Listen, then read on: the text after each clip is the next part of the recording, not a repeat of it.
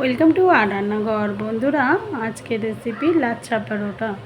এই লাচ্ছা পরোটা ভীষণ টেস্টি হয় এবং মাংসের সাথে বলুন, মাটন, পনির যা কিছু নেবেন, আলুর দম, এই লাচ্ছা পরোটা দিয়ে খুব ভালো লাগে খেতে। তো প্রথমে ময়দা নিতে হবে, তার মধ্যে লবণ, স্বাদ মতো চিনি, আপনি যদি মিষ্টি খেতে চান একটু বেশি চিনি নেবেন, আর সাদা তেল দিয়ে ভালো করে ময়দাটাকে ময়াম দিয়ে নিতে হবে। আর এই সময় বলে রাখি যে ময়দাটা মাখতে অবশ্যই একটু গরম জল ব্যবহার করবেন, ঠান্ডা জল নয়। ময়দা এমনিতেই গরম জলে মাখলে খুব নরম হয়। গরম জল দিয়ে অল্প অল্প করে জল দেবেন, যাতে খুব বেশি নরম না হয়ে যায়। দিয়ে ভালো করে ময়দাটা এরকম ঠেসে ঠেসে মেখে নেবেন।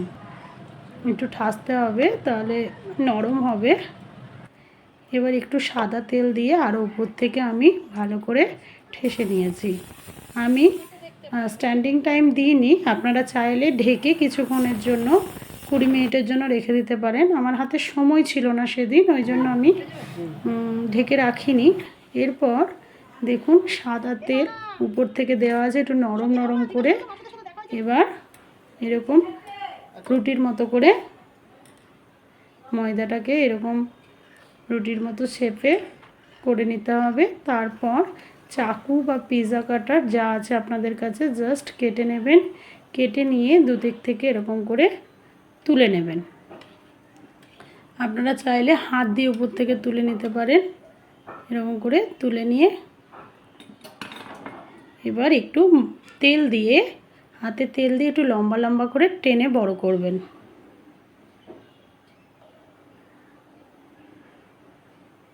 জাস্ট বড় করে নিয়ে, যেরকম ধরুন আমরা কোনো কিছুতে গিট বাঁধি, সেই রকমভাবে গিট বেঁধে দেবেন।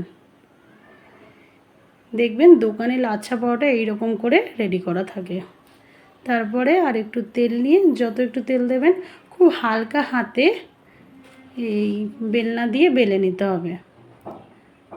যদি হাত দিয়ে করতে পারেন তাহলে হাত দিয়ে করবেন, নাহলে এই বেলনা দিয়েই হবে। হালকা হাতে বেলে নেবেন। একটু এই যে ফাঁকা ফাঁকা হয়ে যাচ্ছে তাতে কোনো অসুবিধা নেই, বরঞ্চ এটা ভালো, কারণ লাচ্ছা পরোটার প্রত্যেকটা লেয়ার খুলে খুলে আসে। এইভাবে বেলে নিতে হবে। বেলে নিয়ে এবার আমি তাওয়াতে হালকা একটু সাদা তেল দিয়েছি।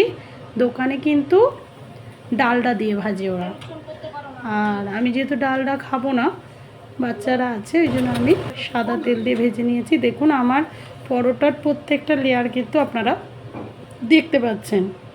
এইভাবে লাচ্ছা পরোটায় কিন্তু লেয়ার থাকবে।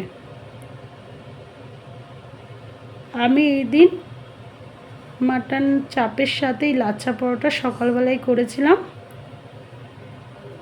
দেখুন আমি সব কটা পরোটা এইভাবে ভেজে নিচ্ছি।